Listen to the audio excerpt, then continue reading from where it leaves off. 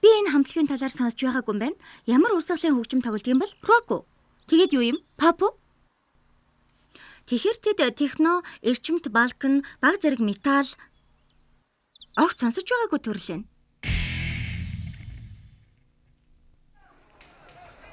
Бэлгийн чиг баримжаанд чамайг хинт татагдахыг, хинт хайртай болохыг, мөн хинтээ бэлгийн харилцаанд орж болохыг тодорхойлдог.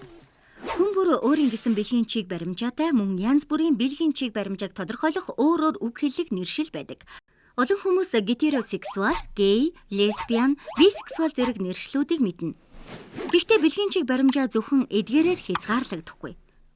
Жишээ нь зарим хүмүүс өөрийгөө пансексуал гэж тодорхойлдог ба энэ нь бүх хүсийн хүнд татагддаг хүнийг хэлдэг. Ихэнх пансексуал хүмүүсийн хувьд тухайн хүн хүнд татагдах вэ гэдэгт хүйс төдийлөн хамаатай бус гэж үздэг. Өөрөөр хэлбэл тэд зөвхөн хүнд нь татагддаг, хүйсэнд нь биш. Мөн асексуал хүмүүс гэж бий. Тэднийг эсч гэж нэрлэдэг. Асексуал хүмүүс бусад хүмүүст маш бага татагддаг, эсвэл огт татагддаггүй ба бэлгийн харилцаа зан үйлд орох хүсэл сонирхол тэдэнд бараг байдаггүй. Гэхдээ бусдад сэтгэл татагдах нь олонтаа тохиолддог.